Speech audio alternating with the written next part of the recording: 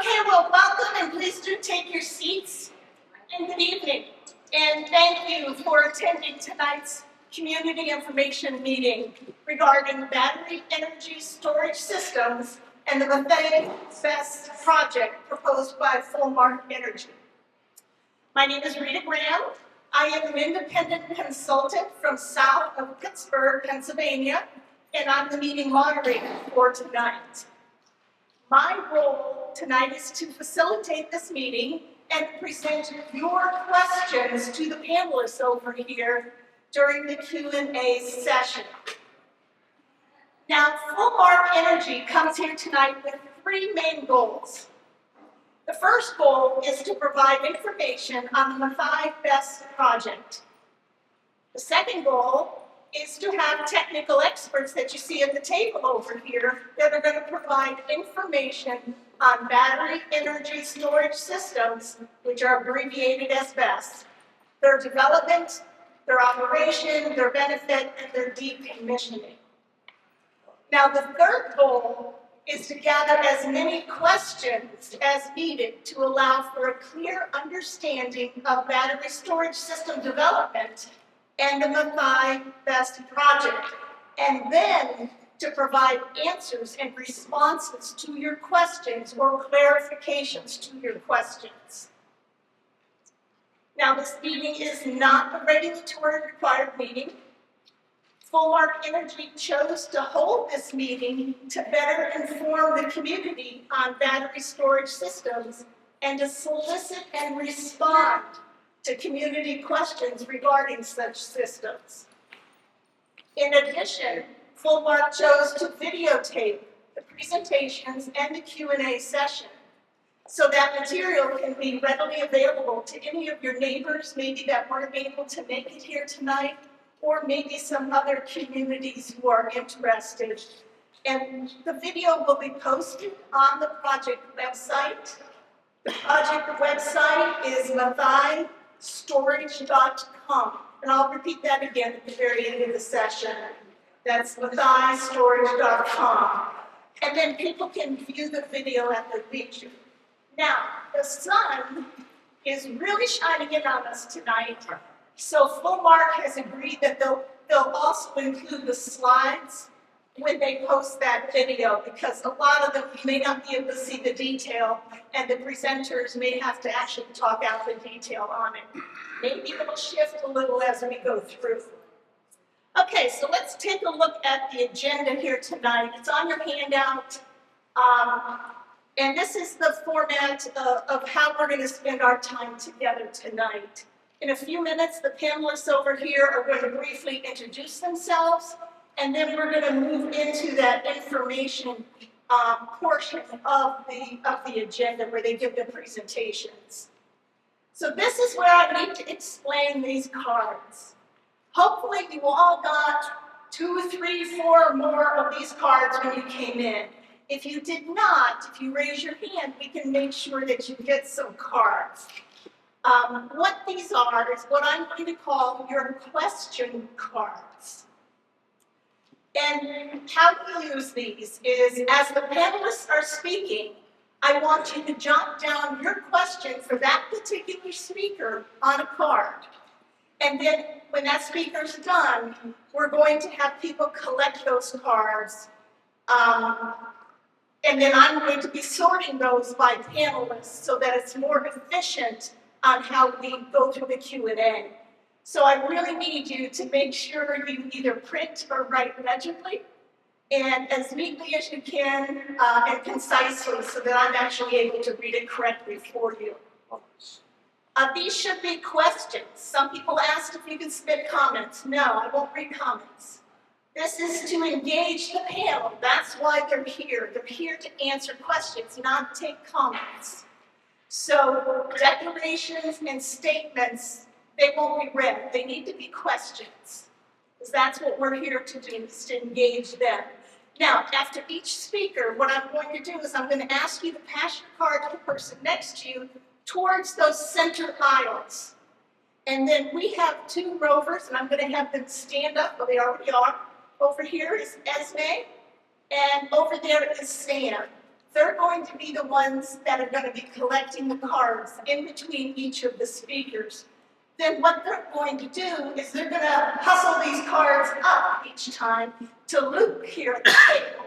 Luke and I are going to be sitting here at this table, and you're going to see us actually flipping through these cards, reading them, sorting them. What we're doing is we're trying to group very similar questions together or duplicates together so that it's much more practical and efficient when I go to ask the questions.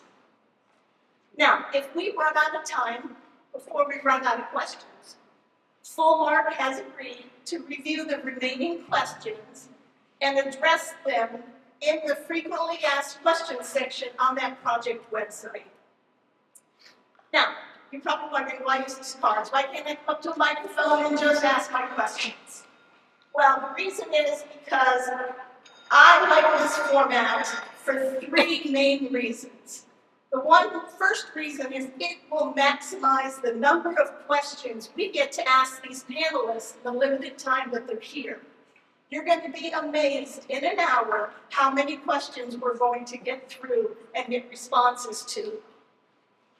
Secondly, and to me it might even be more importantly, everybody gets to participate.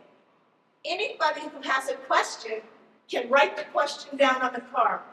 You don't have to be an outspoken, driven person who loves to stand up in front of people and talk. 60% of the population is reserved people. They're not comfortable doing that.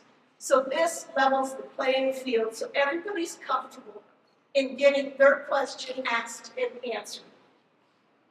Thirdly, this format allows for very minimal distractions for videotaping, and then we're assured a good quality video for others to view.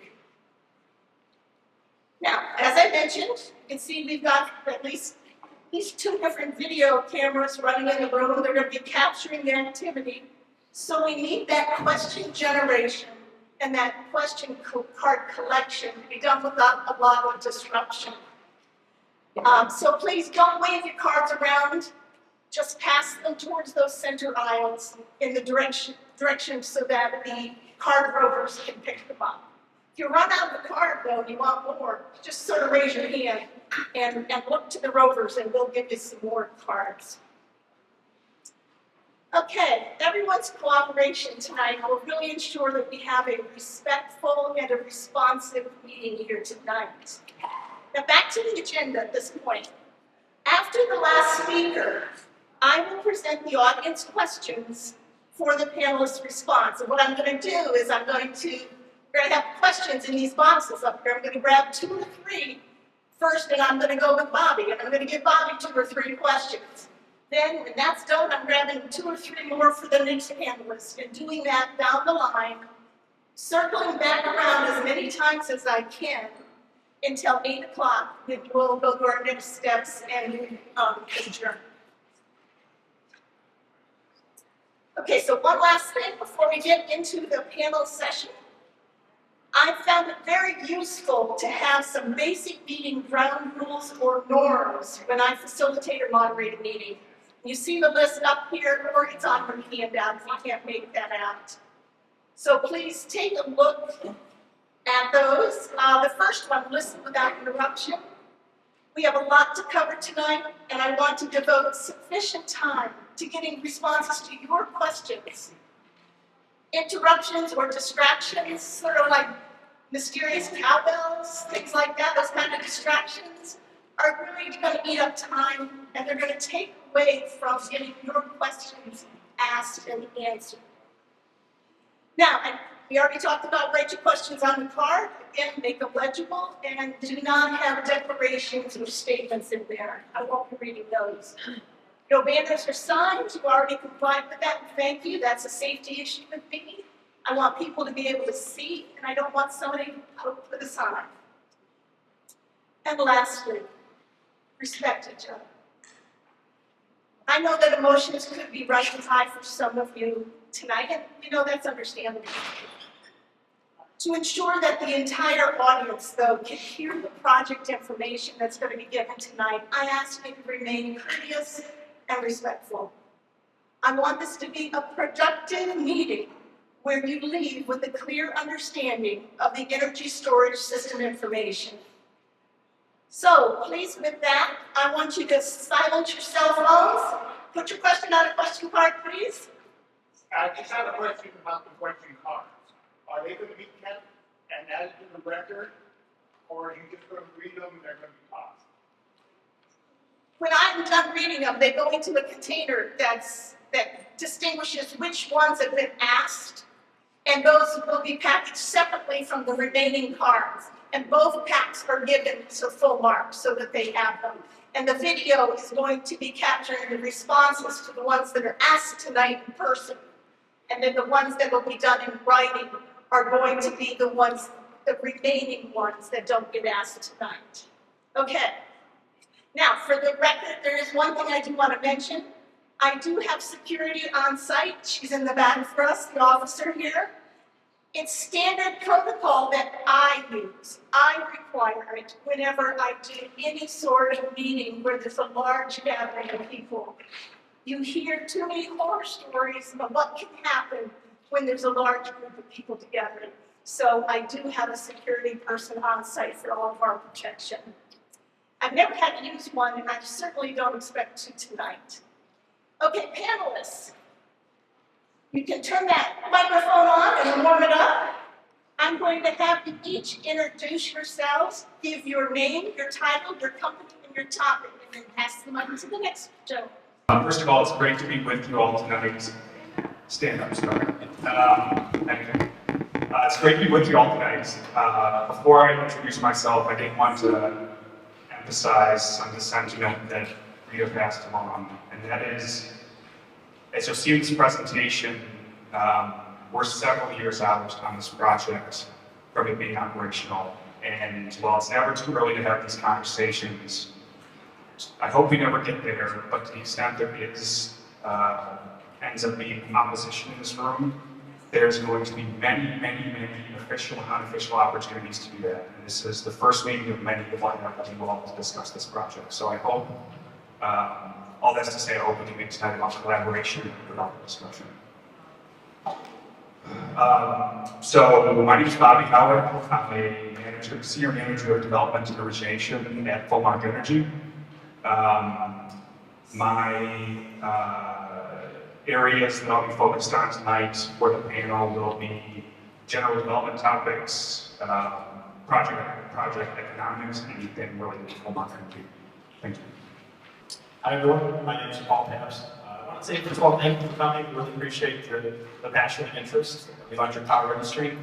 I am an electrical engineer. I've been a licensed electrical engineer for about 15 years. I've worked in the renewable energy field for longer than that. Really big proponent of supporting the future of energy. I'll talk a little bit more about that in a little bit and how energy storage plays a role in the future of our energy transformation. Good evening, everyone. My name is Adam Jakubowski. I am a senior consultant for Energy Safety Response Group. I'm also a full-time firefighter, and I'm here tonight to discuss general fire safety. Good evening. My name is Jerry Salami. I'm a principal project manager with Jacobs Engineering. I have 30 years of experience analyzing environmental projects in California, specifically power plants. In the last 20 years has been focused on renewable energy. Thank you for coming. Audience, I want to remind you to have your question cards to write down any questions that you have for Bobby in his presentation, and then we'll collect it. All right. Again, my name is Bobby Howard with Maathai Energey, formerly known as Hecate Grid. Maathai Energey, so we've been working in the Antelope Valley for several years now. I'm sure as most, if not all, the folks in this room are aware of, we have another project called Humidor in the area, and that project has been under development since around 2019. The first public meeting for that project was held in early 2023, I believe. This was before my time at Fullmark. I joined in late 2023, and then ended up inheriting Humidor in early 2024. And that's provided me and my colleagues at Fullmark, frankly, a lot of opportunity to listen and listen to concerns about battery storage and feedback, specifically around humidor. And while tonight we are not talking about humidor specifically, we're talking about Maathai, a different project. We've taken that feedback we've received over the last months and years and worked it into our presentation, and in an attempt to address some of this out front, some of the concerns that you probably came with around Maathai. We're not going to hit everything, and as Rita mentioned, we have a Q&A for that, and we'll do our best to answer, and to the extent we can't answer, we're going to follow up. Yeah, I think that's it on that. So I mentioned at the table, we're not too early to have this conversation. However, the planned operations date for Maathai is March 2033, okay? So over 7.5 years from today. And this is going to be the first of many meetings, I hope. And again, I just want to emphasize, my goal for today is to make this about collaboration, working together to find solutions, and eventually, hopefully, someday we can get to a point where when Maathai is operating, it's viewed as a positive contributor to the Antelope Valley, and especially that Full-Mark Energy is a good neighbor.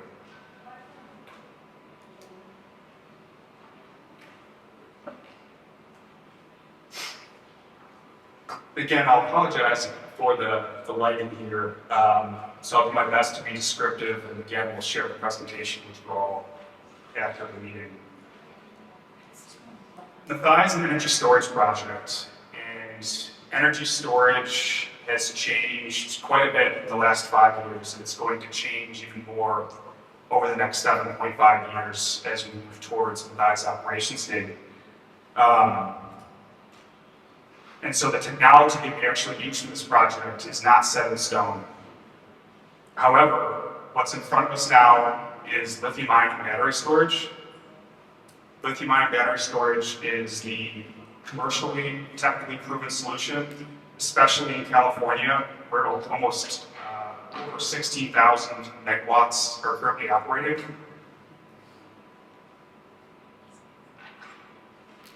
And so for all intents and purposes, that's what we'll be talking about today in today's presentation. Lithium-ion battery storage is safe and secure, and you're going to hear more about this from my panelists and myself today. So all this is to say right now, again, for the presentation, lithium-ion battery storage, that's what we'll be talking about. When we consider other technologies, we'll be right back here in front of you again to talk about it. Okay. Full-Mark Energy, the reason we build our projects is because of the benefits they provide the grid, utilities, and communities. And that's very true with Maathai, as much as on our other projects. And Maathai is going to provide many benefits. I'm going to highlight 3 of you now. The first is Maathai is going to strengthen America's domestic energy security. And we all know electricity demand is growing. The last 2 months, we've had set records in the US for electricity demand growth, or electricity demand records, I should say. And we're seeing growth in the electricity sector, consumption of electricity, for the first time since basically the 1960s. And this is driven by electric vehicles, electrification of industry, data centers, AI, and that's not slowing down anytime soon. Something has to meet this demand, and that's going to come from new sources of supply. And what we're talking about today is a locally controlled resource that's using homegrown energy to meet the call and meet this demand as it grows. The second benefit is that Maathai is going to provide increased reliability to the grid and affordability of clean energy.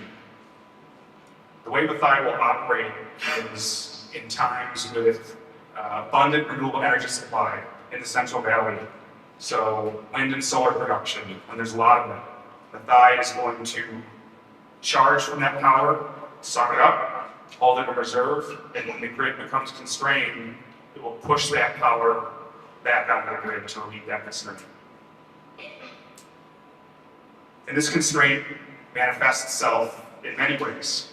One way a constrained grid will show up is in the form of increased high power prices. Because Maathai will be charging using low cost, low carbon, or no carbon sources, it's going to offset a lot of that cost by pushing that back on the grid at a different time. Another way that a constrained grid shows up is physically. This is where brownouts and blackouts happen. And because Maathai is going to be a quick dispatchable resource, not only put watts, but also voltage on the grid, help with reactive power and power quality. Maathai is going to help ensure reliability as well, help keep the lights on. Finally, the last benefit I'll emphasize is the flexibility of Maathai and all battery storage projects, frankly. And what I mean by that is two ways. First is physically, these projects are modular, configurable, and relatively tight footprints for the punch they pack in terms of what they can contribute to the grid. And we're able to be flexible and use that flexibility to mitigate impacts that need to be mitigated. And that's part of the reason why we're talking to you tonight, to understand what we can do with our site to make it more acceptable to you all. The other point of flexibility I will emphasize is economic. This is going to be a large investment, potentially $500 million invested in this area. And not to mention tens of millions of dollars in property taxes, jobs, potential community funds, other aspects, different programs. So there's a real economic value to this project that could potentially come, and there's opportunity to try to allocate where that goes to have the most impact as possible locally. So that's something else over time we hope to collaborate on. The last thing I'll say before I move on is safety is Fullmark Energy's top priority. It's at the core of everything we do at the project level, everything from the very conceptualization of a project all the way through planning, development, operations, and construction operations, and then even decommissioning. Just today, a colleague of mine and I met with the Fire Prevention Office in Palmdale to talk with the captain there about strategies we can do to plan and build this project in a way that first responders trust and they feel safe working with and confident in Fullmark Energy to execute.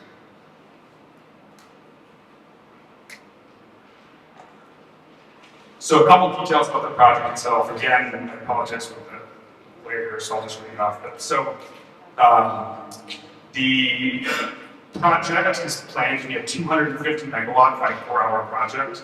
So that means it will charge from the grid at 4 hours, and for 4 hours, I should say, and then push that power back on the grid over 4 hours for 250 megawatts. As I mentioned, the planned operations date for the project is March 2033. And the site itself, so Fullmark Energy owns a site about approximately 40 acres at the approximate intersection of East Soledad Pass Road and Angeles Forest Highway.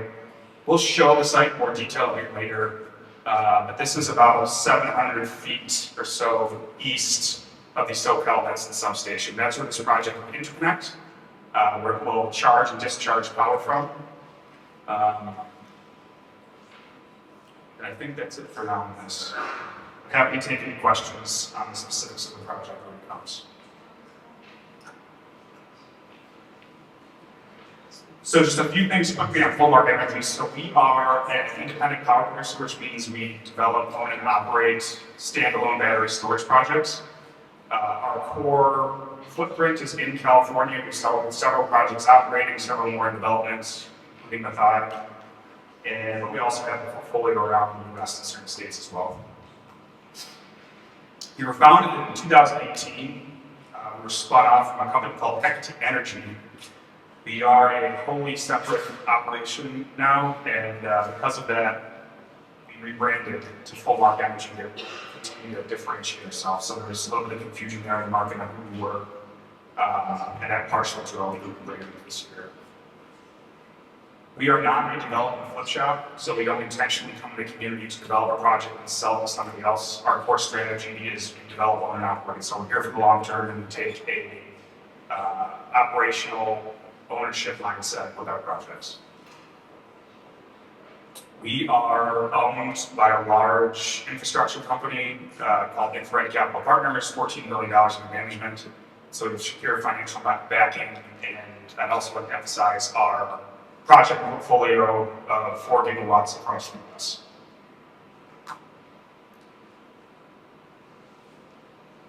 The strength of Full Mark Energy is in our people, and we have folks that have experience and expertise across the project lifecycle categories you see there at the bottom. But we also are backed by our technology and our software. We have some platform called Mania that helps us safely and efficiently operate our projects. Okay, on that note, I'm going to pass it over to Paul. We talk a little bit more about Thank you, Bobby. And now, this is the time where if you wrote a question for Bobby, please pass it to the person next to you towards the center aisle. And Sam and Esme will collect those and bring them up to us. Thank you. Hi again, everyone. My name is Paul Pepsi, and I work for Jacobs. I don't think I clearly explained that earlier, but I work for Jacobs. I'm an electrical engineer. I'm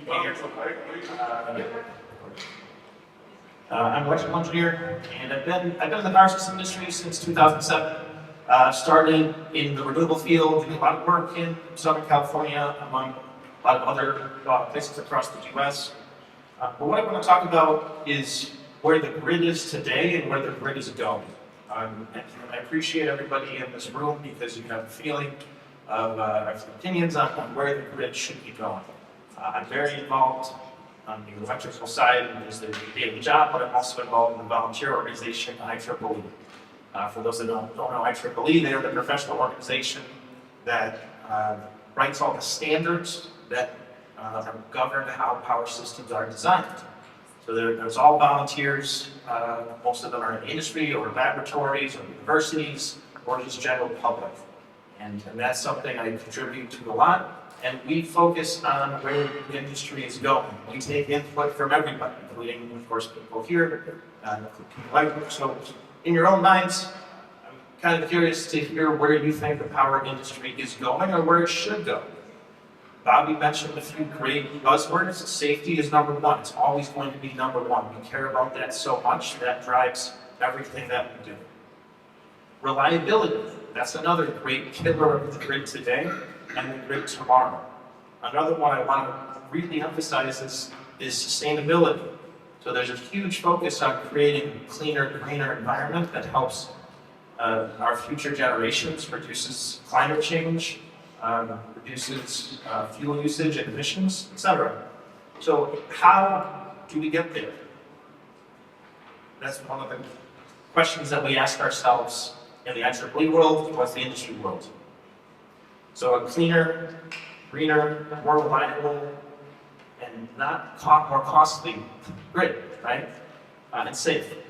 So combining all of those buzzwords, where do battery and energy storage systems fit in? And we can focus the conversation on renewables or carbon-free generation sources. We focus on wind and solar. Well, wind and solar aren't perfect technologies. And energy storage is a tool in our toolbox to help make those benefits of wind and solar more exacerbated. So for example, it's not always windy, it's not always sunny, it's not producing at the right time of day. That's where energy storage plays so much value. Is now I can smooth out those gaps, or those peaks or valleys of renewable energy, and I can deliver them at better times. That's a huge, huge value to the grid, especially when you're talking about 250 megawatts. What's the solution today? When it's 100 degrees out, what's the solution today? We're turning on peakers, which are typically carbon-based generation plants that are using bad fuels producing emissions, and we turn them on for just a couple hours a day. It's also pretty inefficient from that standpoint as well. With energy storage, there are no emissions. And again, we're using carbon-free generation sources to power up the batteries, and then selectively using them as peakers for times like 2 p.m. to 6 p.m. when it's 100 degrees out. We can turn them off when they're no longer needed.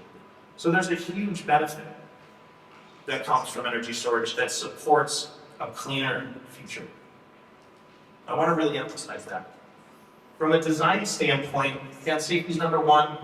I'm going to repeat that a few times, but from a power system standpoint, there's a lot of similarities in what energy storage is versus what we've been doing for decades.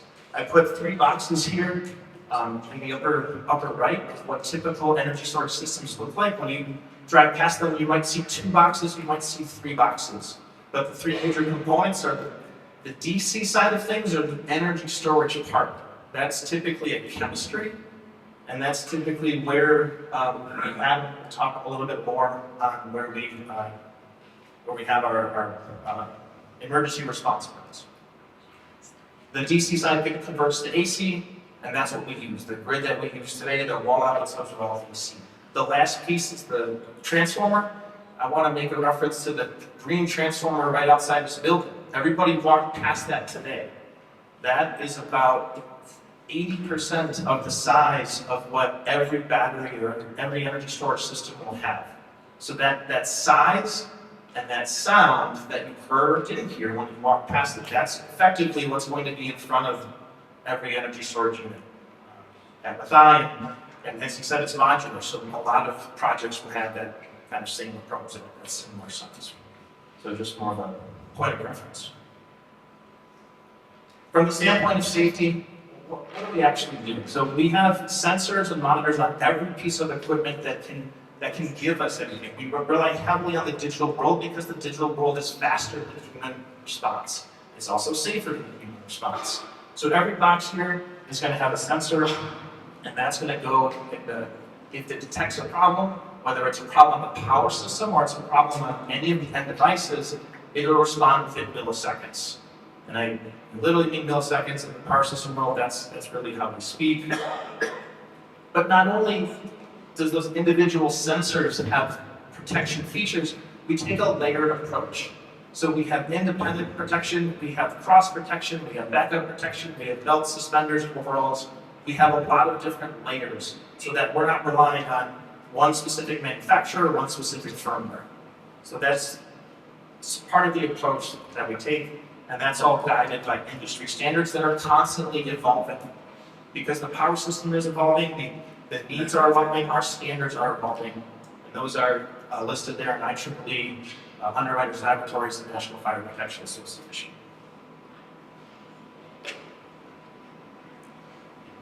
So now we're focused on the actual equipment, so now let's get into the human element here. From an operation standpoint, the typical approach is to have an operation center. So first that picture is all of our monitors and people. And the approach here will those sensors and monitors will enunciate those problems to our operations staff. So they detect it within a couple hundred milliseconds. Our staff has it within 15 seconds. So 15 seconds is that typical detection time. And now they can work through their standard operating procedures and contact local fire or police.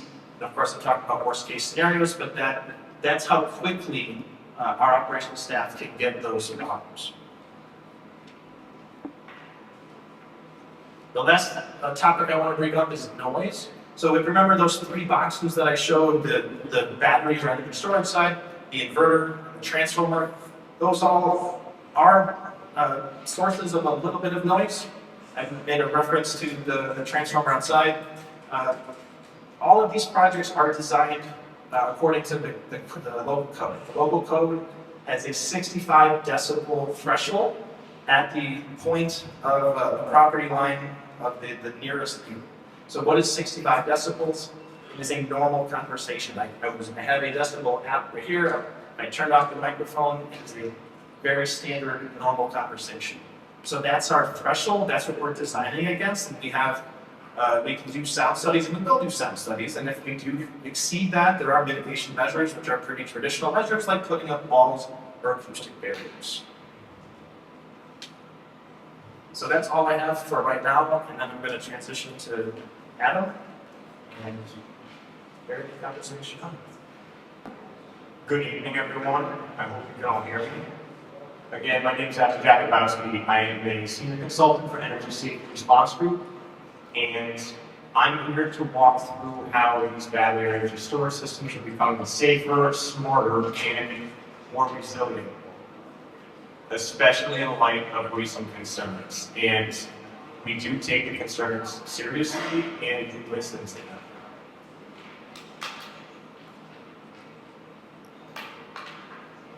That being said, it's been said a few times, but safety is our top priority.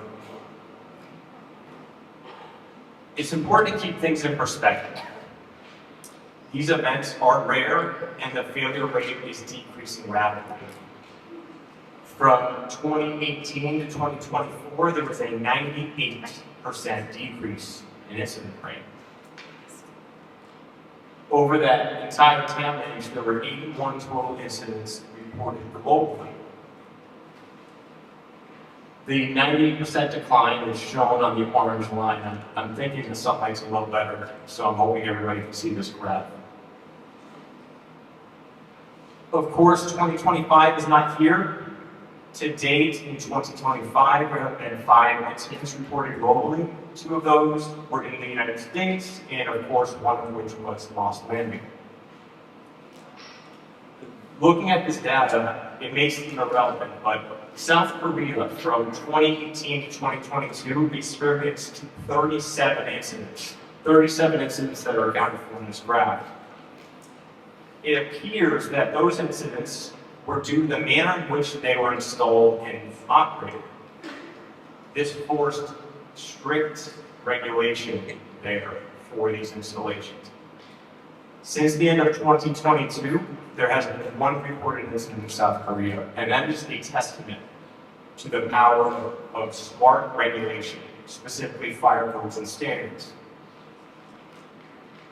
Here in the US, we are leading that push for smart regulations to help keep communities safe. With this global context in mind, I just want to go over the specific layers that are in place in these installations for safety. And this is a busy slide. There's a lot on here, and that's a great thing because it shows all of the different layers that are implemented in these projects.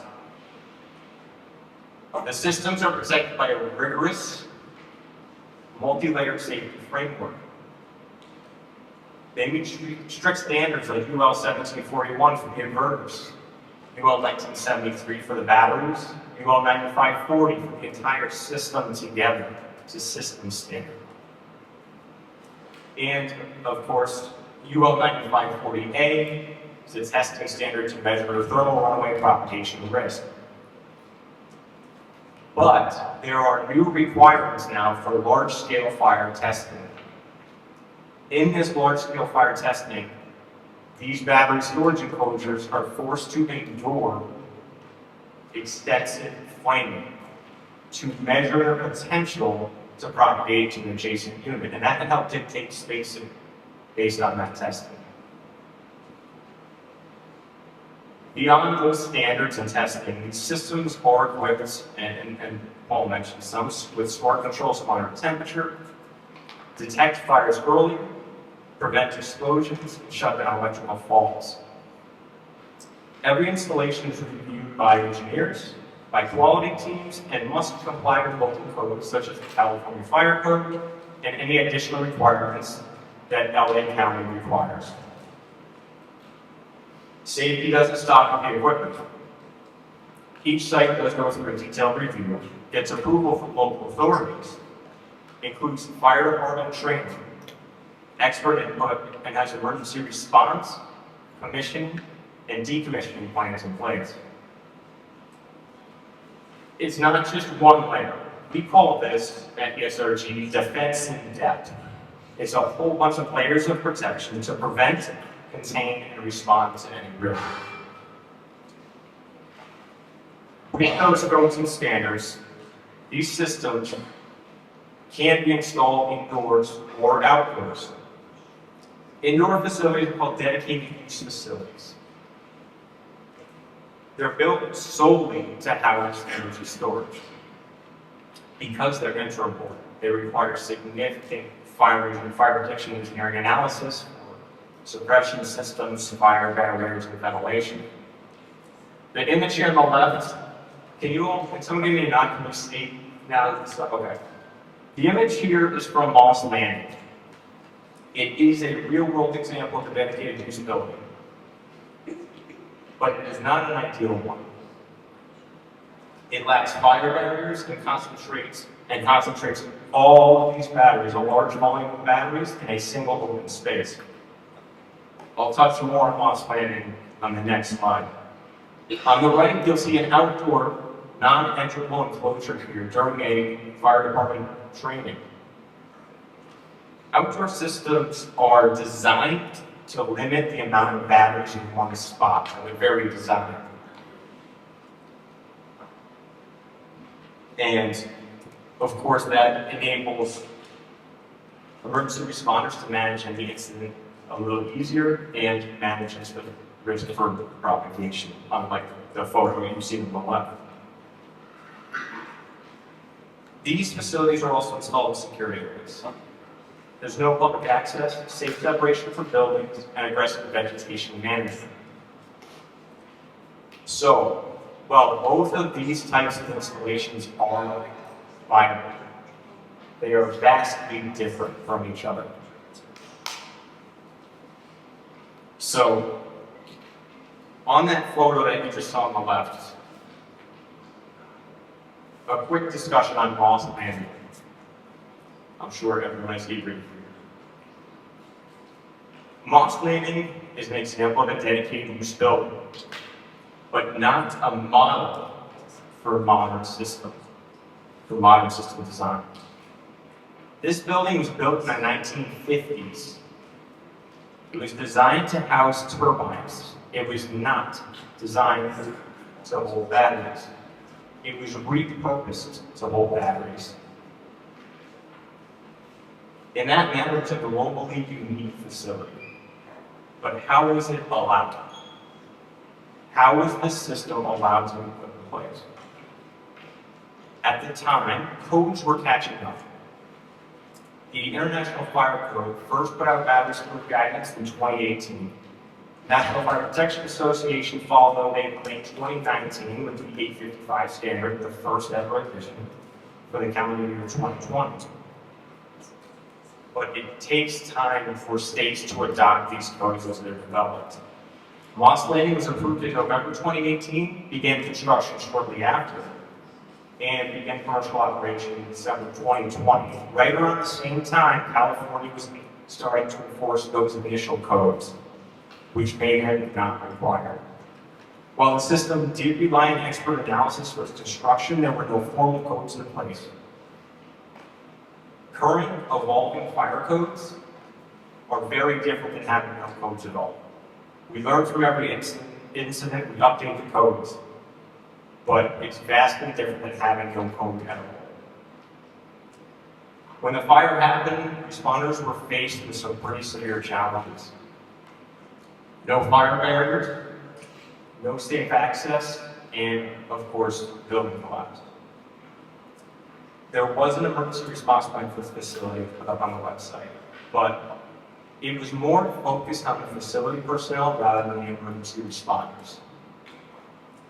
So that was then. How are systems now built to be safer and smarter than this building? Sites like Maathai are fundamentally different than Moss Landing. They use outdoor, non-enterable enclosures in a secure, access-controlled facility. Enclosures will be spaced safely or with proper fire department access. All equipment will meet current codes and standards, including the new requirements for large-scale fire testing. And they'll include strong fire protection, battery and thermal management, explosion protection, and fire protection. It's not just about meeting codes on these sites, it's about exceeding the code when best practice dictates doing so. The local fire department will be trained on the system and will be involved in the development of the emergency response plan, including directions to contact facility subject matter experts 24/7. And fortunately, LA County is paving the way for the rest of the country in this emergency response plan arena. They have developed a template they're calling the Emergency Response and Action Plan. It's not just sections that they want you to provide information on. You must use LA County's template. And this allows the fire department to understand the site and document it well, making response safer, faster, and more effective. In short, the goal is not just to react to past incidents, it's truly to work to build these systems to anticipate them and to prevent them if possible. And with that, I will hand it over to Jerry. Good evening, everyone. Thank you for coming tonight. Nice large crowd. It's nice to see people interested in a project. So I'm here to talk about the environmental permitting overview for the project. There are two possible paths. Some of you may be aware that the county is working on their battery energy storage ordinance. So we have an opportunity to permit the project through the LA County Planning Department, or if that ordinance isn't completed in time, we have an option of going through the California Energy Commission's AB 205 opt-in application process. So on the left-hand side of this image, you'll see an image of the project site. It's to the east of the Vincent substation. As Bobby said earlier, it's about 700 feet away. That's an important aspect because that means the transmission line or the gen tie between the project site and the substation is very short. That's a good thing because that limits the amount of off-site impacts of a project. On the lower part of the slide, there's a list of the technical reports that will be prepared, and I'd like to point out none of these have been started as of yet, but they will be prepared irrespective of which of the two processes that we end up going through. They're obligatory for most projects in California to prepare these.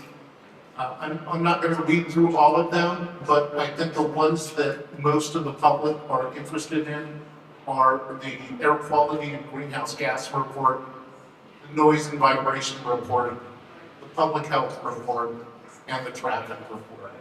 Those seem to be the ones that have the potential to impact the local community, and those are the ones that folks are mostly interested in. So now I'll talk about the LA County Planning Department permitting process. That process gets started with the preparation and submittal of a conditional use permit application. That application would have a robust project description and various topic area discussions like air quality, biological resources, cultural resources, tribal resources, things of that nature. What that gives the county the ability to do is to then prepare what's called an initial study. That's a CEQA document or a California Environmental Quality Act document.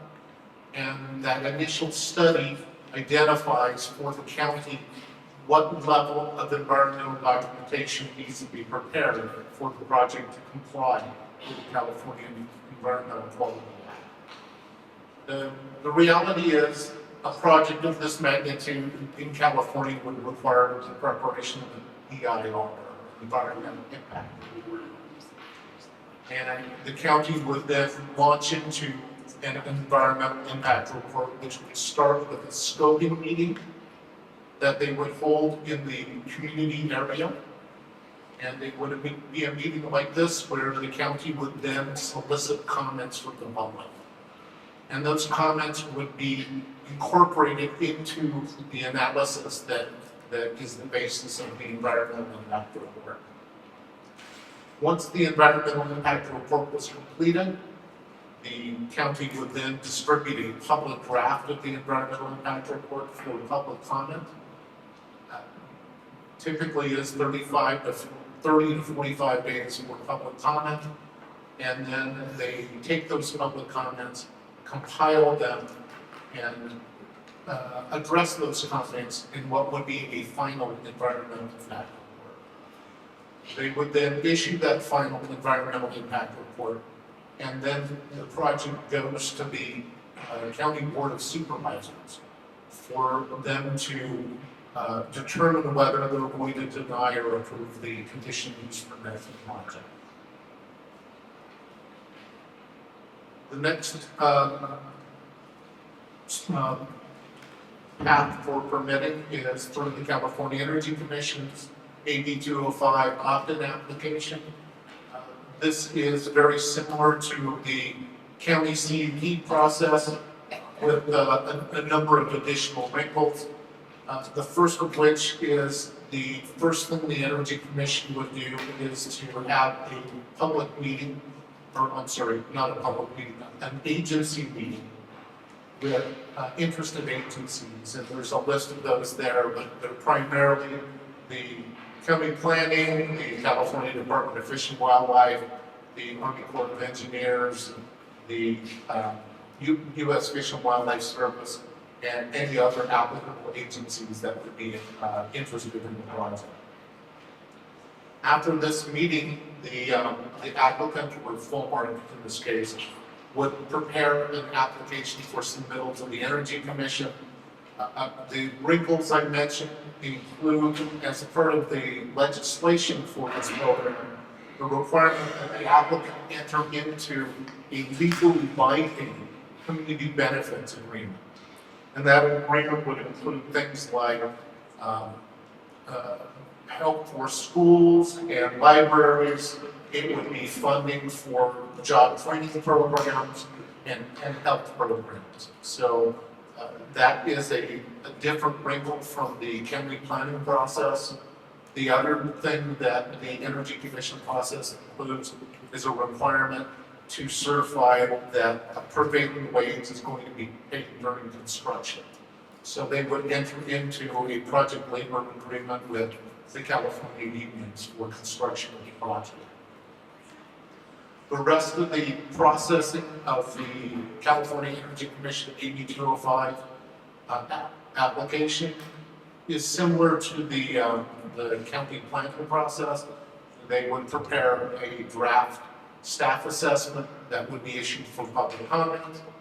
The Energy Commission would collect those public comments, compile them into a document, and then respond to them in a final staff assessment, which would be issued again for public review and comment. The final step in that process is the Energy Commission has a board of 5 members appointed by the governor, and they would then determine whether to approve or deny the project. The other main difference between the Energy Commission process and the county process is the Energy Commission process lives throughout the life of the project. They have a requirement in that license that when you build that plant, you have an obligation at the end of that plant's life to revert the land back to as close to what it looked like before you started construction.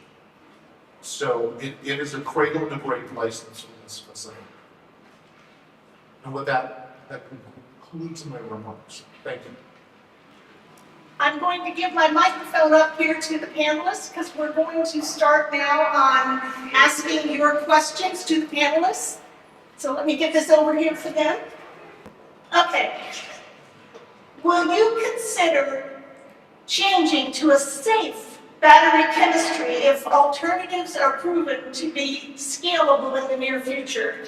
Well, first of all, I would argue lithium-ion is safe. Okay. But as I mentioned, we're going to consider all sorts of technologies for this project. And, you know, we're 7.5 years away from this project operating. and there'll be lots of opportunities to evaluate different solutions. And again, as we do work through those decisions, we'll be having meetings like this to present them to you and get everything. Okay, next question is, what local stakeholders are you collaborating with to design the thought? Good question. I mean, first of all, the folks in this room, I hope this starts that conversation today. We are, we've started outreach to Acton Town Council. I hope to meet with them at some point in the near future. We're working with various groups in Palmdale. We're working with IBW Local 11, working with Antelope Valley Edge, the economic development organization. So we continue to kind of build our outreach, and this is going to be a long process of identifying who wants to have input in this project and how we work together. So it's early, but that's kind of where we're starting right now, and it's going to be in LA County, let's say honestly, in LA County, so we'll work closely with that. Okay, what insurance is being secured for this project in case of storage unit breakdown? Yeah, so our projects will have property and liability coverage. Policies vary depending on the location. Unfortunately, I'm not going to be able to provide any level of detail on what those coverages are, nor could an insurance broker at this point, given the status. But at some point in the future, we'll absolutely present that to you all. Has the project passed EPA standards? I don't quite understand the question, please. Maybe that's a question more on design. Are there EPA standards associated? No. Hi, this is Jerry Salome. I don't believe EPA has standards for batteries. And I don't foresee them having them for batteries. Usually they have standards for operating facilities that impact either the soil or the air. And this facility, if it operates normally, will have one of those areas. Okay, thank you. Okay, back to Bobby. Bobby, this deals with bonding. Are you going to post a bond equal to the cost to rebuild homes damaged by death, and that covers the cost of health care for residents and firefighters affected by deaths?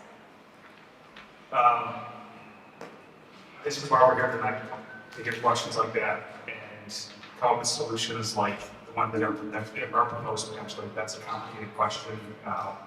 I don't a firm answer at this point, but we will take that back, and that's something we try to come up with a response to after the meeting. Okay. Please explain why you are not locating BESS out in the desert where it's less fire danger.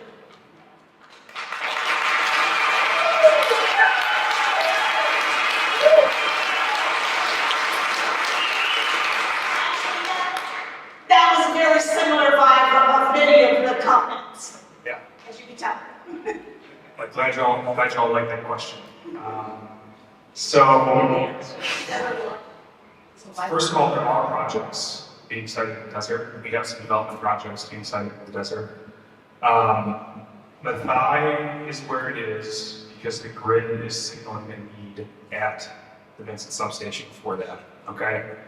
And it's signaling that through market mechanisms, it's signaling that through CPUC upgrading processes, and companies like Maathai Energey, we respond to those signals to help alleviate those constraints. And to be completely honest, if Maathai Energey and our peers don't respond to that, the next group up to try to deal with reliability issues is the CPUC, right? And the way they deal with that typically is more high voltage transmission. As we all know, let's just be honest, a lot of the wildfires have been associated with high voltage transmission. So, that is really the reason why we've chosen the location that it is, because the grid is expressing the need for our project. And I think you just answered the next one, and probably some more that I'll have in time. Why must Maathai be next to the Vincent substation? So you Sorry. already addressed that one. Yeah. Okay. All right, we're moving on to Paul. Paul, does this storage container have its own transformer, and how many transformers are planned? That's a great question. So typically, batteries have a DC voltage, so it's 600 to 1500 volts DC that's directly connected to the inverter. So there's no transformation at the DC level. The output of the inverter is 480. So 480 volts is a typical voltage for industrial applications, and 480 is the output of the inverter, and then it's on the grid in a sense. That's when it transforms up. So what that means is there's one transformer for each battery and storage system that goes from traditional 480 volt to a more cost-effective distribution voltage, which in this case would be 34 kV or 12 kV, probably 34 kV. So, okay. Okay, next question. In this project. So there's 250 battery storage systems, so 250 transformers. No, there's also. Okay, we're answering the questions on the card, we're not doing follow-up. So that locally, there's one transformer, locally there's one transformer per battery. I actually do have a slide on this. If you want to go to slide 38, you can. But we designed this so that they're daisy chained together, right? So you've got 1 megawatt, and then 2 megawatts, and then 3, and as you go farther along, the cables get bigger. At some point, you max out the capacity of the cable, and we'll just call that 10. We'll call it 10 batteries in a string. So we run those 10 batteries to a substation. So the 10, do 255 by 10, we'll say there's 25 strings. So that means there's 25 connections into the substation. That now has to jump up to the transmission grid. So that means I need a 250, probably 300 MVA transformer. And you know, a lot of people would like it in just one design. So there might be 2 transformers if we pick 300 MVA. So the 250 near the batteries, and then a couple or a handful in the substation. Okay, next question deals with temperatures, okay? What is the maximum storage temperature for these BESS? And it goes on to say, scientists predict there's going to be 3 times as much heat waves in Southern California in 2035, which is 2 years after the project would come online. What provisions have you made for cooling with such an increase? So what's the maximum temperatures for the design, and then how would you do cooling for it? Okay. Great question. I really appreciate that. Batteries like to be at 77 degrees Fahrenheit. That's where they're most happy. When batteries break down is when they're hot. So the design as of today, the most accepted design is liquid cooling, and that's different from the last evolution, which is your traditional air conditioning, which is taking in hot air and pushing it into the cold. So 77 degrees is what we target, and if we lose that HVAC, then the batteries get hot, and that leads to degradation, that leads to loss of capacity. So they can get hot, especially being in a steel enclosure. So what it takes is auxiliary power, and that auxiliary power powers the cooling system. A loss of cooling system is one of those alarms that I mentioned. Once that alarm triggers, that goes to the operators, they get that alarm within 15 seconds. So there's a standard operating procedure of what do I do when I lose my cooling? And how long can I wait for these batteries before they get too hot? That would be the approach. I'm not sure if that fully answers the question. The next 2, I think, are aimed at factors you take into consideration in your design. Okay, are you aware that we get hurricane force winds in this area? Does that get taken into account in the design? In short answer is yes. There are maps that show what classification of wind is in the area, and that can get that's taken into account in the civil and structural design. So we can design foundations to be stronger, we can design bolts to be bigger, we can design the adherence from the steel enclosure to the concrete foundation to be more robust. So that's absolutely part of the standard design, is to look at weak loading specifications that structures need to be designed to. Okay, and then are you aware that the San Andreas earthquake fault runs through this area? Meaning how it applies to the Right, right. And so we call that seismic. So there's seismic zones that are also part of the standard design process. So that leads to vibrations, et cetera. So that is, again, part of the standard design, is to look at the seismic requirements of the local area. Okay, last question, Paul. It's really a two-parter. Okay? Safety is number one. In the past time, though, how many times have accidents happened, I assume, in these type of facilities? I mean, that is a two-part question that requires a Now, two-part the answer. second part, I can't do that. I mean, it's a two-part, I mean, there's a lot of answers. I mean, the reality of the electric grid is there's risk. There's been risk since the origination of the electric grid, and the power system community that I'm involved in is part of the team that manages and mitigates that risk and protects the general public from those risks of electric power, whether it's energy storage, whether it's wind, whether it's solar, whether it's overhead transmission lines. We care about the entire power system. It's not just caring about the risks of energy storage. But yes, these happen, and that's not acceptable. We're not happy, we're not complacent with events happening, whether that's a falling tree branch on the overhead line, or it's a dig in on a cable, or it's a thermal runaway. That's not something we're complacent with as an industry. As you've seen, there's lots of standards, lots of people around the world that are really interested in finding ways to mitigate those risks so that it is safe. Okay, this I don't know if it's for you or if it's maybe for Adam, kind of a little bit of overlap here, but it goes with what you were just saying, so I'm going to ask you. Why would you want to install RES in a high fire zone or a fault line?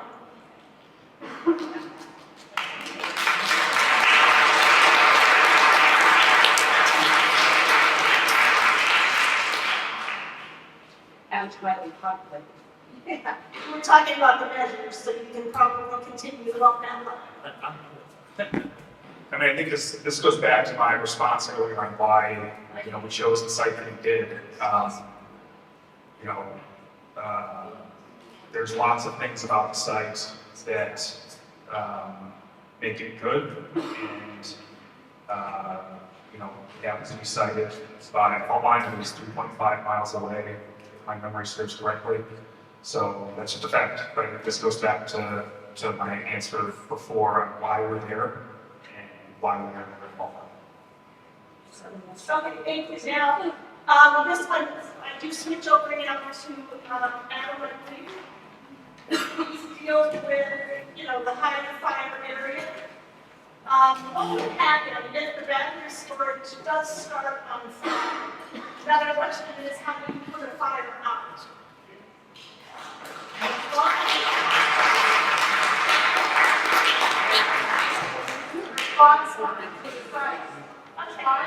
Yeah, I understand. Can you read the first question again? It was, so if, pardon me?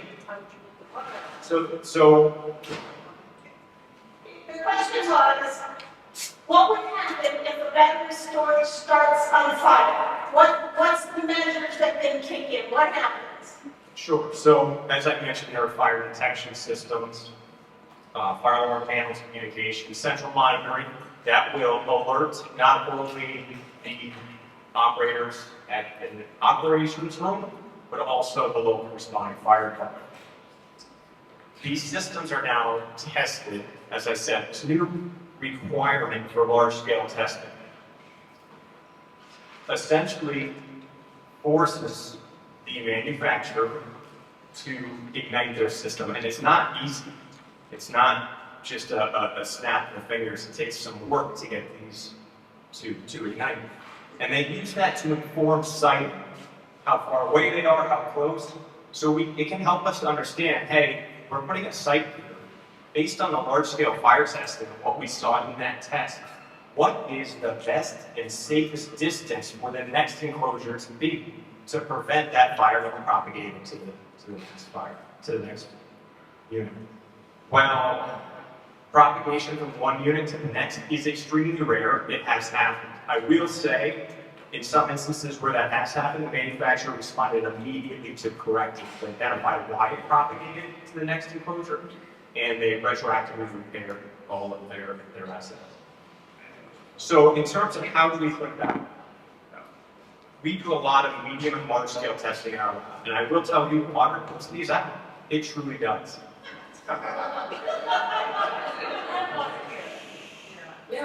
So it puts out the flames. If a chemical reaction is complete, the flames can be extinguished. So we advise responding fire departments to manage the incidents, to use water defensively to protect exposures, to disperse any smoke that might impact adjacent exposures, and to manage the incidents. Every incident is different. We can't give them directions on exactly how to do it.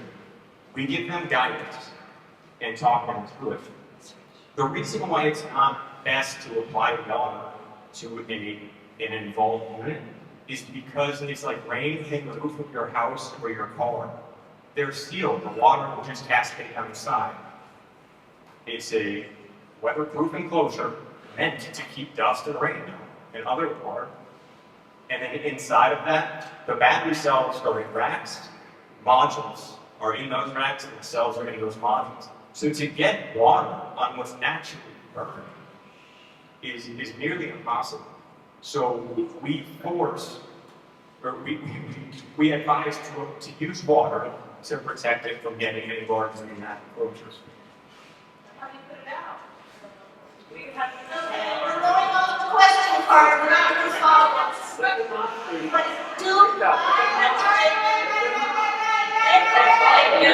I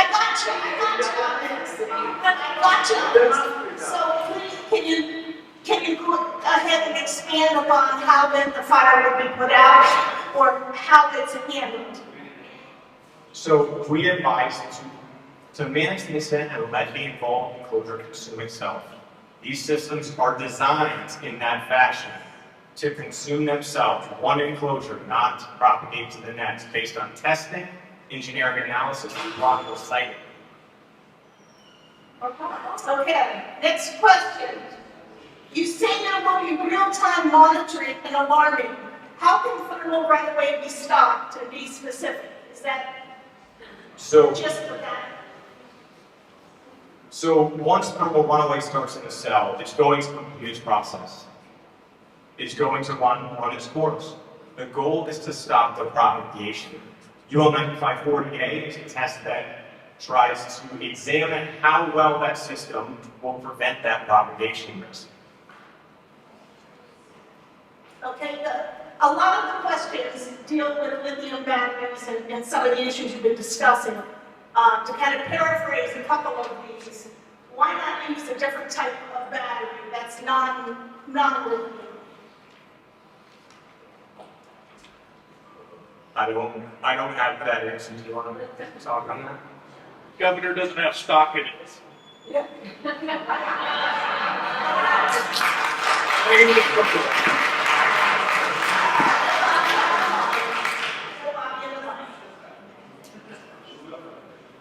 As I mentioned, we are going to look into alternative technologies to lithium ion. Right now there are around 16,000 megawatts of lithium ion batteries installed in California. It's tried and true, it's proven, and frankly meets the resiliency needs of the California grid. And that's why it's being built in such a rapid pace. So that's why we're focused on this today. But again, we're going to continue to evaluate different technologies. What happens with the wastewater, since we're all on well water out there? Okay, we have questions along that of these parts that hopefully we'll get to. Okay, Paul. Remember that? No, okay, sorry, Paul, I grabbed this one.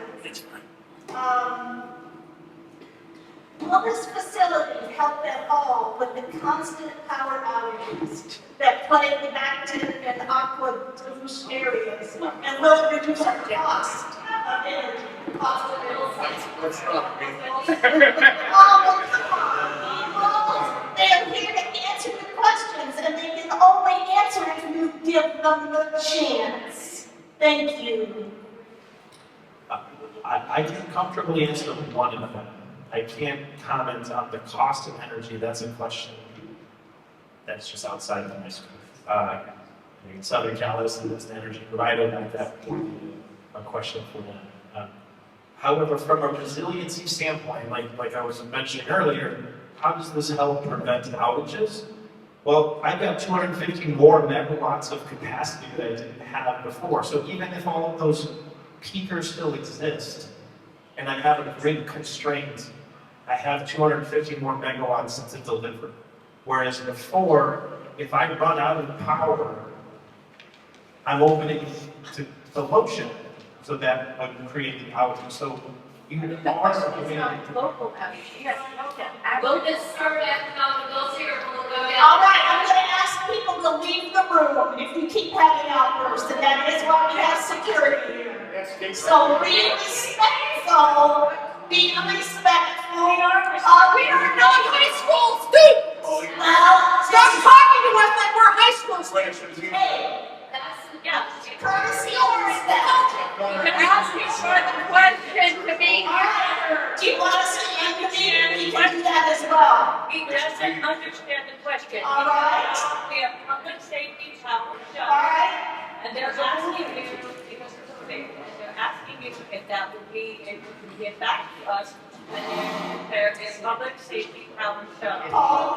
All right. Not all of you talking to him. The one who will explain it. Paul, do you understand the question? I think no, it's great. Can you So how does a 250 megawatt battery system impact public safety power shutoff? Right, that's the question. So public safety power shutoff is coming to you from Southern California, right? Yes. Southern California, it's not the moon, so I can't speak on that behalf. I understand the question. I can't. I just can't. Nothing to help that. We don't. Is there the energize? It's not. I can't answer it. Why did you answer? Your batteries cannot help us. If the grid Okay. Is your question, let me ask you this, ladies. Was your question written on a card? yes. Okay, if it was written on a card, if you're not able to answer it, it'll be answered and put on the website. Because we only have 4 people here, so. Okay, now we're going to switch to. I'm not sure who's going to handle this one. What provisions have you made for if there's a need for evacuation? And this deals specifically with people who have to deal with evacuating livestock and horses. Is there, what mechanism within your emergency response plans deals with things that deal with evacuations? But livestock. So we have developed an emergency response plan that I mentioned today. We had our first meeting with the fire prevention office in Palmdale, and we're committed to continuing to work together to develop that emergency response plan.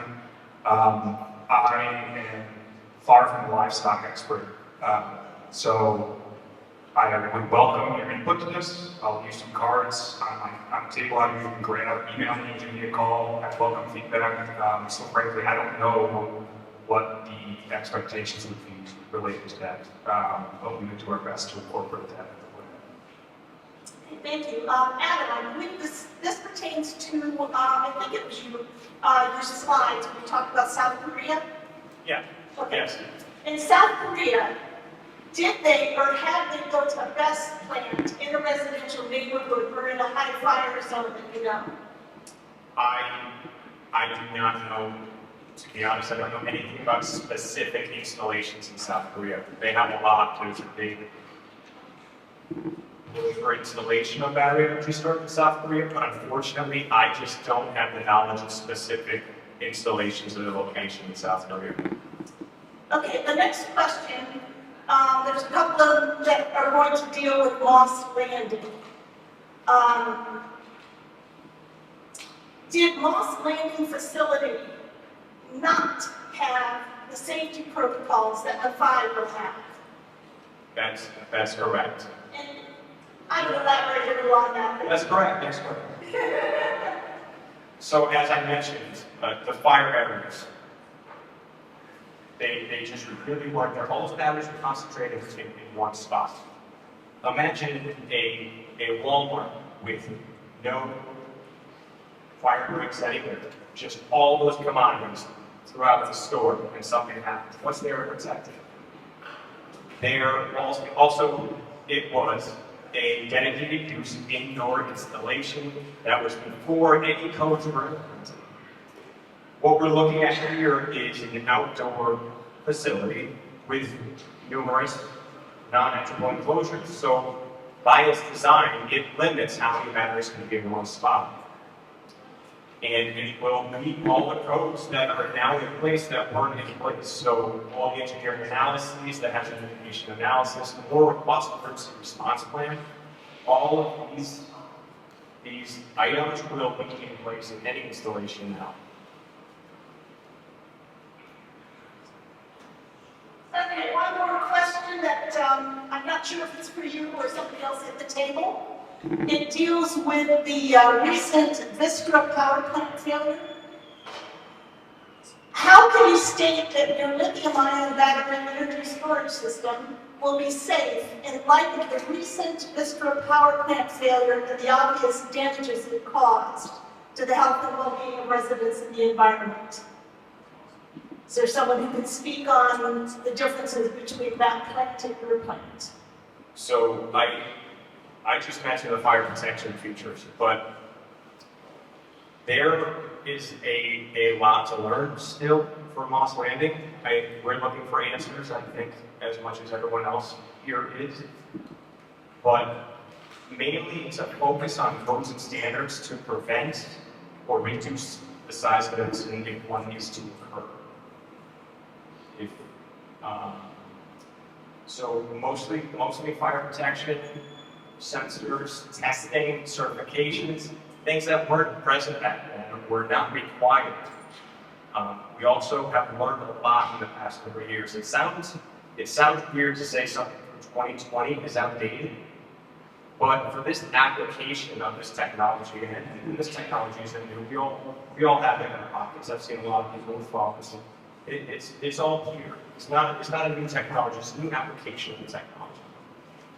So there's been a lot of development and a lot of people working very hard truly to promote safer installations and to reduce risk. Okay. Sorry to be jumping around here a little bit on you.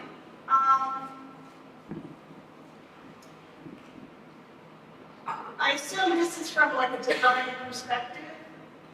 How can we prove something that will definitely change in the next 7 years? AI is moving fast. I bet nothing today will be in 2033. Can you guarantee what's approved? That's a big question. We're not asking for permits and approvals today. We're not asking for it this year.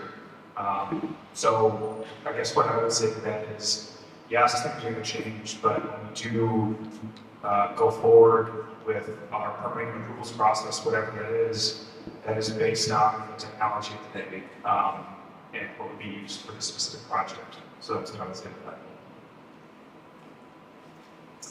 Okay, I'll be putting up the microphone. I'm going to ask you this question here. The system you want to put enacted, which utility are you going? Which utility are you doing backup storage for? Is it SCE Energy, California, Burbank to Glendale, since the transmission lines go through the Benson substation. Yeah, I actually don't know if I can get into the commercial arrangement with Maathai at this point, so I'm gonna have to circle back to that. Okay, Unfortunately, I just don't know if I'm really have to do it. okay. Let's go to Jerry down there at the end, since I had to hit him a bit. Environmental impacts. And then they list a bunch of species, and then they're going to ask, have you done study? So the species are stickleback fish, hawks, owls, pike, bobcats, and mountain lions. So the question is, what are the environmental impacts on these species, and have you done a study? Well, thank you for the question. As Bobby said, we haven't started the permitting on this project, so we haven't conducted any of the surveys for any species at this point. We would have to do those surveys before we prepare that technical report that I mentioned earlier in my talk, and it would then need to be permitted if there were impacts to an endangered species, either federal or state. So that would be part of the application that we would submit to the Energy Commission. Interestingly enough, if we go through the county planning process, we don't have to submit the permit application to the county. They allow applicants to do it after the fact. So that would be the example. Okay. And water standing. This deals with the EIR. Will you commit to a full, complete EIR rather than requesting or receiving a fast track to avoid a full environmental study? I'm not sure I've seen a fast track EIR in any way, shape, or form. The Energy Commission has a format for their application, which ostensibly is an EIR that the applicant prepares. The Energy Commission would then take that AB 205 application, verify all of the information there, and then write their own EIR based on that application. I assume the county will take the technical reports that we provided, that the applicant would provide, and then would write an EIR based on that. I'm unaware of a fast track EIR, but in most cases, and looking at the crowd here, I don't know that there's any agency in the state that would opt for a fast track anything. I think they meant streamline. I think they meant streamline EIR. And we have that in California? Yes, under 1.5. If anyone is in Ocala. I think those types of things are focused on projects with limited impacts, and frankly, a really low interest from the local population. I'm not getting the feeling that the project in this area will have no interest. How about ministerial review with no CDP and no EIR? That sounds good, right? That sounds good. That's human. That's huge. That's what happened with Hugo. Okay, Tony, would you please say what the question was that you're about to respond to? I just heard some chatter about ministerial approvals of Ecuador. I just wanted to state, this is an ongoing topic in litigation with Ecuador, and so legally we can't put a topic on it. So I appreciate that. Okay, now I have some questions. There's about, at least in my hand, 3 or 4 that deal with the facility and its use or protection of water. So I'm not sure this may be a tag team type of response. Will you have your own water wells? And how many wells, many wells are going dry, or are you going to be purchasing water? No, we don't have wells on project sites. This was actually a topic of conversation with the fire prevention office today. Actually, time they would prefer it. Sounds like they would want us to use LA County Public Works water, possibly create fire lines. So you're saying public water? Potentially, we have not analyzed this fully yet. We're just trying to keep back the fire protection office system running. But I will say, there's no plans to do a well on site. And the projects themselves, they don't use a lot of water, barely any at all. So, yeah. Okay, because the concern is that in these is the impact, what are the potential impacts that this facility could have on private wells in the area? How are they protected? I can actually feed that. So, again, with the 8205 process, if the applicant, Fulmark, were going to propose a well, the Energy Commission would require that they perform a hydrology analysis to determine whether that well will impact any wells within a binary project. So they would do a modeling analysis to determine the drawdown radius and see if there were wells in the area that would be affected. And if there were wells in the area being affected, they would then have to propose mitigation, which obviously means something like rebuilding or adding stream to it. Okay, thank you. Now I'm back to Bobby. So Jerry, you want to sit for a minute? Okay, a lot of the question cards are dealing with different questions around what's the community benefit, and are there community benefit agreements?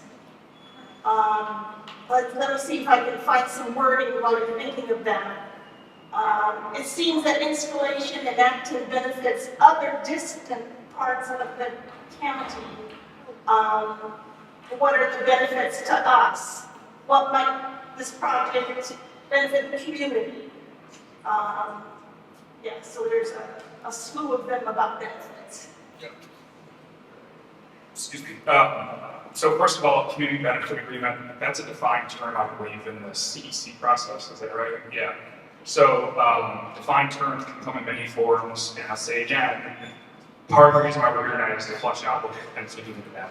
And we have presented, like either a project in the past, we presented various programs, maybe funding to do, and do absolutely the same for Maathai. So I don't want to throw around sort of community benefits.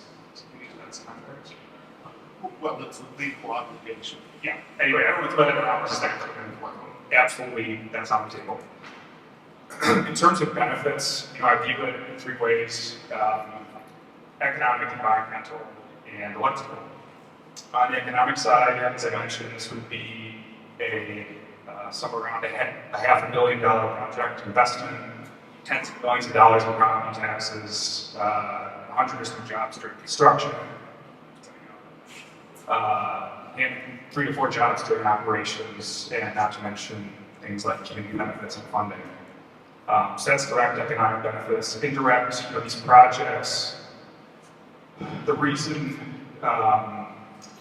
companies like us exist is because of competition on the electrical grid.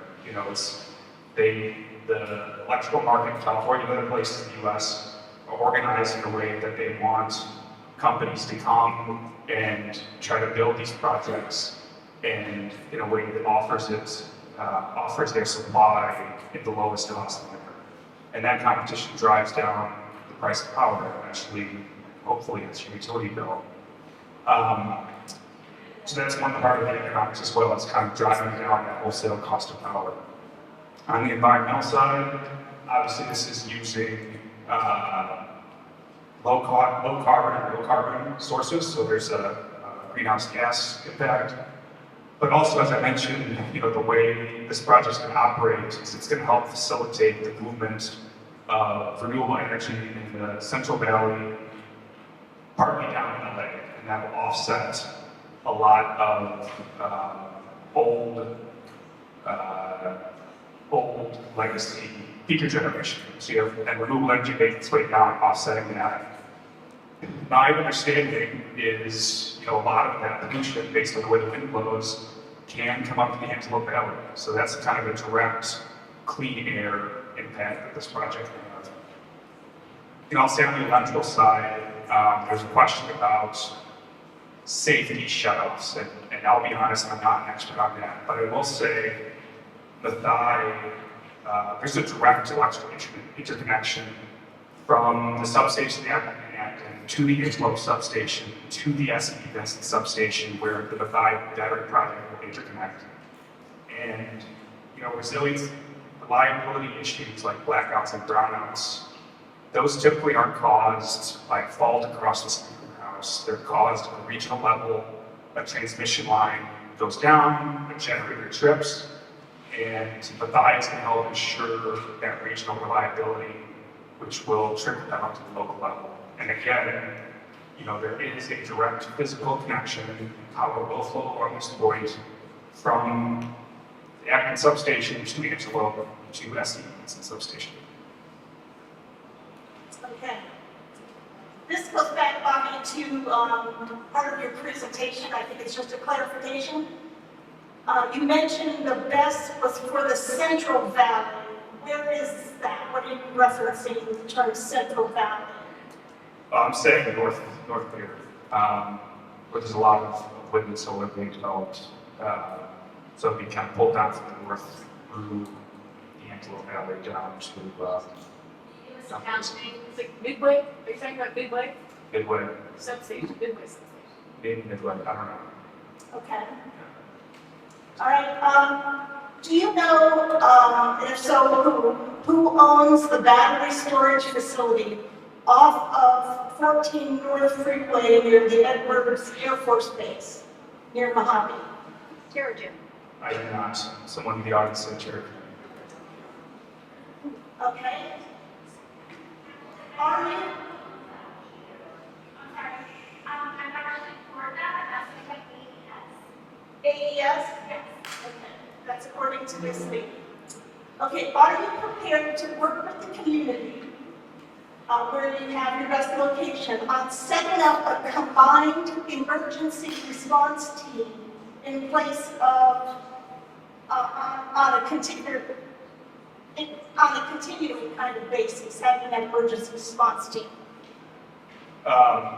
Combined emergency response team. Haven't really heard of that. Is that like volunteers? CERT team, community emergency response team. Go ahead and explain what that is. I haven't heard of a combined emergency response team unless that is something that somebody just attributed that. But I think I need to combined by who I don't know, but there's something called community emergency response team, which is which is instead of relying on the civil servants to do everything, some volunteers generously come and help out based on their needs and area. I don't know enough about CERT teams. We don't really use them where I work, but I know the community, the little I know is that communities that utilize them properly, they can be a really large asset. It just depends on how we're trained and when we're implemented. Okay. Bobby, is this project above ground or is it buried underground?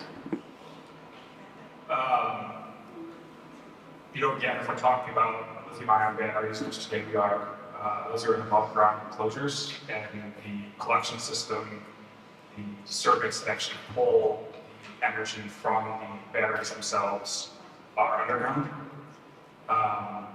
The gen tie line, the circuit that would actually interconnect to the Vincent substation would also very likely be underground. Not overhead. Okay. I have like a deck of cards here of questions that all pertain to the same thing. So I'm going to kind of find the one that is the most direct about it. It deals with fire and fire insurance and increased probability of rates going up. Is there please explain how this project will affect our ability to maintain our homeowners insurance. Few companies now are writing policies, and people want to know if there's any help that the company is going to provide on being able to get their insurance. Yeah, So first of all, I have a little sense of what's going on with home insurance in this area, and I guess I'd say it's not a good situation, period. That is happening right now without Maathai there, and my point that I'm making is that there's a lot of fathers to this problem, and our expectation would be that we don't contribute to it in any form or fashion. At some point, it would probably make sense to produce some sort of analysis on this to kind of show you, compared to other projects, if they contributed to insurance going away or insurance is rising. But again, I'm not an insurance expert, but we can commit to looking at this further. Okay, Paul, please deal with low frequency noise. What would be the decibel level? Ask the question the way it's written, please. Low frequency noise, decibel, question mark, question mark. So I think I could ask. Thank you for checking, keeping me honest. Thank you. There's another question that asks it properly. Okay, with black cards here. The limit is what we talked about earlier, 65 decibels of an exterior point. So the sources of noise would be those three boxes, the inverter itself, batteries are making noise, transformer, and then fans. So some systems have exterior fans. But the point being that the 65 decibel is the threshold that the county has. So that's our design guidelines, and our mitigation strategies are acoustic walls, masonry walls, similar. Okay, Paul, here's the other question that she might be referring to. The primary noise source, is that the one? Yes. From BESS is in the low frequency range and typically exceeds 105 decibels. Low frequency noise is not attenuated with a wall and within half a mile of a thigh. Low frequency noise exists that could exceed 75 decibels. What are you going to do about this low frequency noise? It's not attenuated by walls. It's a great question, and we're going to have a more comprehensive answer. And I respect the detail on the question, so we can take it back and provide it. Appreciate that. Okay, so I'll leave it in the speaker's box so that it gets a written response. Yeah, thank you. Okay. Okay.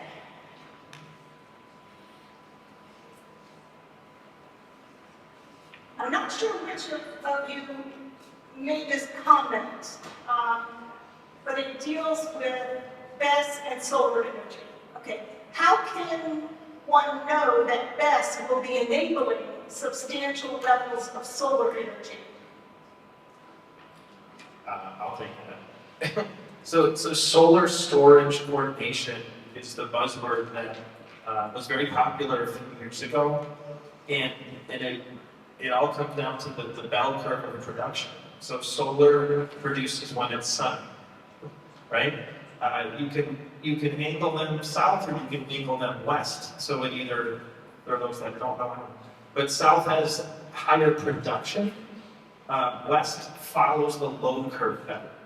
So if you want to have the ideal harmonious standpoint, you point everything west because everyone is at home 2 p.m. 6 p.m. Then you have it for sun, it's in the western part of the sky, so it's more closely aligned.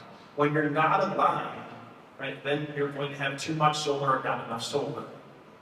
And that's how battery energy storage plays a significant role to help California continue to put more solar on the grid, which pulls away from carbon generation sources. It has less dependence on carbon-based fuels, lower emissions, et cetera. So it's a very good complement to solar. It also enables more solar because if you couldn't put it on the grid, you can be curtailing. So if you've ever heard the word curtailing, there's a lot of solar plants that have to do that. With batteries, you no longer have to curtail. So that's one. The other thing, if anybody has heard of the duck curve, I'd love to talk to you about that. But what that is there's so much solar that as the solar production ramps up and the demand also ramps up, you have less being contributed from primary sources.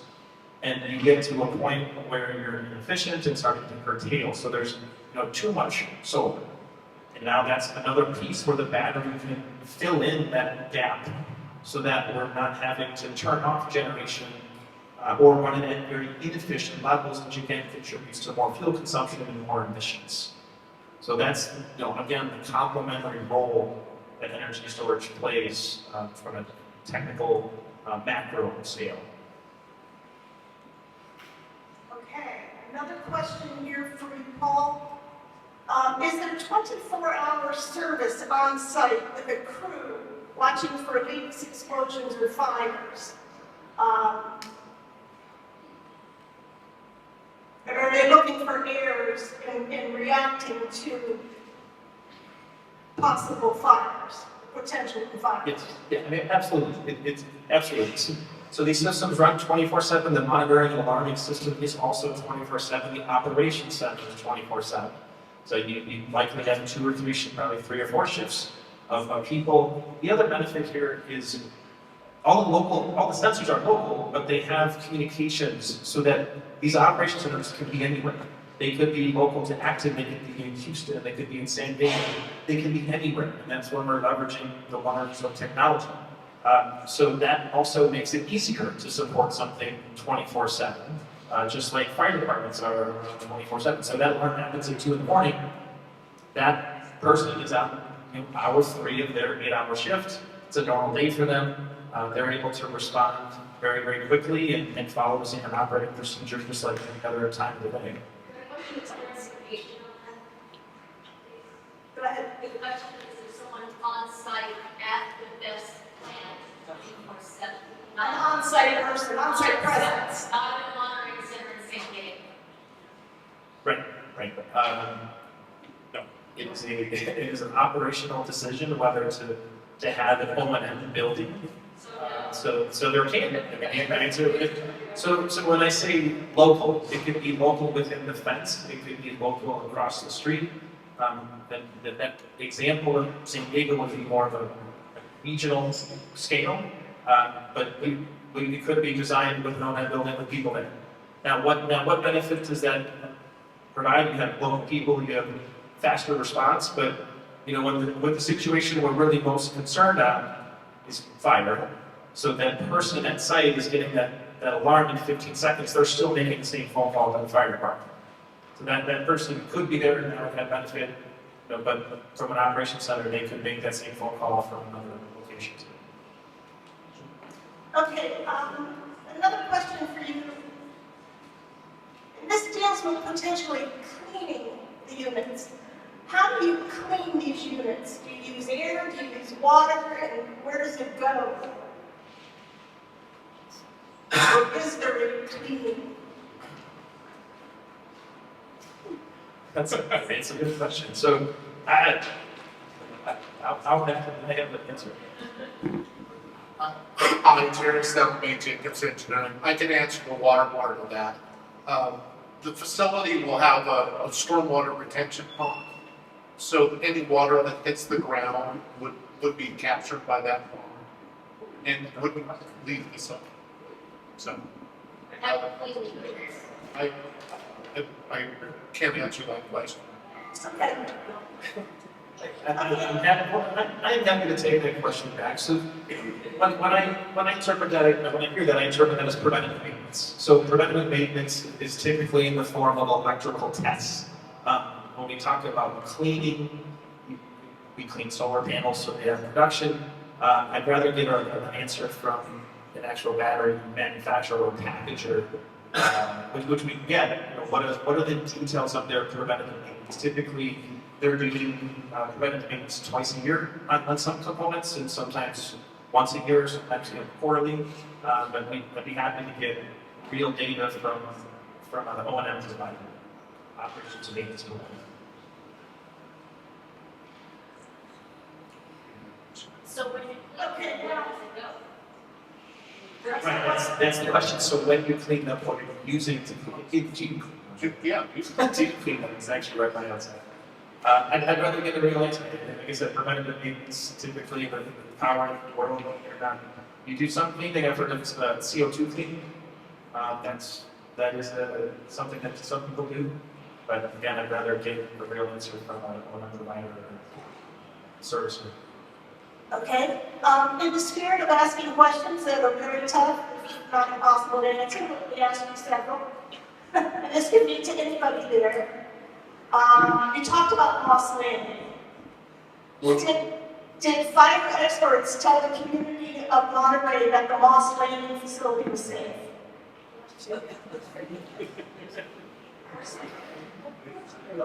Anybody know anything of that level of detail about the facility?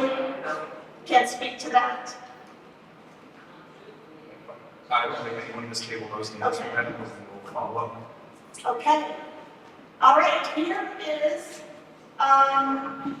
do any of you experts live within 50 miles of a battery installation?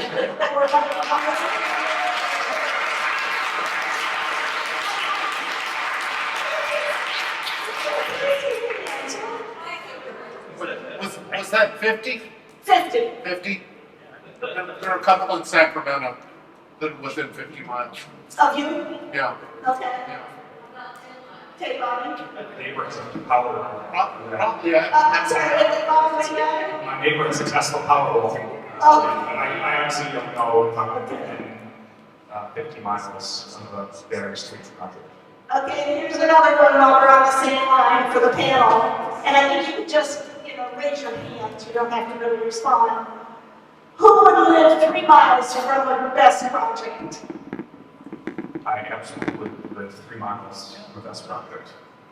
Okay. We have some copies for sale. Now, let me ask, I have yes.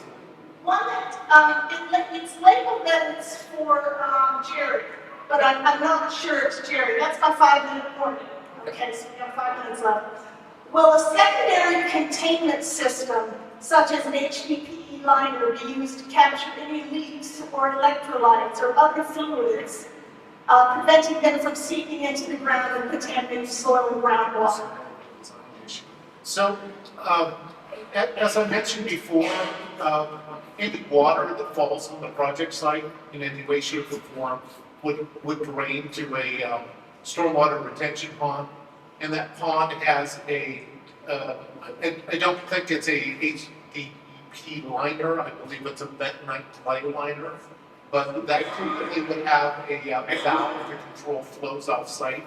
So if there were something in that retention pond, they could then contain it on site and then bring in a vacuum truck or something to suck it out and dispose of the product.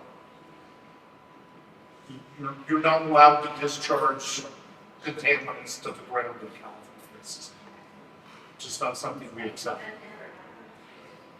Yeah. Obviously, if your car burns down on the street. Okay, here's, I know, No, are there concrete? Is that no, what there's, I believe it's gonna be gravel around. You mean the foundation? you're going? Do y'all? Yeah, there's a stormwater collection system underground that will plug anything that falls on it. Okay, I'm not sure, this might be Bobby here. How much power will Acton Aqueduct receive from this huge, dangerous project? Hero. Woo! Paul, you're an engineer, right? Sure. Yeah, there's a couple of things that I'm not sure it's going to satisfy the audience here, but electrons are lazy. They flow the path of least resistance. So you go to the substation and whatever, so let's say Acton is a load, it's going to continuously pull load from the grid. The bus is where all the electrons come. There's going to be a connection to some other center, there's going to be a connection to the battery center. So two lines coming in from Matterside from Southern Galveston, and Acton is pulling power from that bus. So where it's coming from the bus. That's. Where is it going? Where is the device going? Yeah, okay, so let's say Acton pulls 10 megawatts, maybe let's say 20. So 250 goes into the bus, Acton's pulling 10, 230 is going to go to other feeders, or upstream. So upstream to Southern Galveston on the transmission line, and then over to the next substations, and then as a pull from the lines. So very likely that 250 megawatts, some will come into Acton, some will go upstream to other substations down the line. That's what that's actually what we. I have about 2 minutes left, so if you can wrap that answer up, I've got a couple that I think we can go through quickly here. Yeah, go ahead. Okay. Probably to Bobby here. There's a lot of different wordings of this. How will this project benefit the citizens here in the Antelope Valley area? How will it be an environmental benefit? How will it impact our taxes? On property values. Yeah, I mean, I addressed this a little earlier, I think, in terms of local benefits and environmental, and we can highlight that again in the video when it comes out. I just want to say one thing though, and that is, in my time as project manager of Humidor and my time tonight talking with you all, I feel a feeling of fear of loss of control for how these projects are built and how infrastructure is built in your community. And I want to highlight the fact that there's other developers that are trying to build what we're trying to build in your community, and they are not out in front of you 7.5 years in advance of when these projects are built having this conversation. So I just want to point out, this is why we're here. We acknowledge that fear of loss of control, and we're trying to work with you all to get this different. Is there another question? No, that was the wrap-up question. Okay. Okay, well, our time is up. It's 8 o'clock, and I'd like to thank the panelists here for their time tonight. They responded to many of your questions, though we have many remaining cards, more questions. And as we said, those will be reviewed and they'll be addressed in the frequently asked questions on the project website, which is maathaistorage.com. Q&A and the video will be posted by September the 12th. So I'd like to thank you all for your participation and cooperation, and drive safely and get home safe.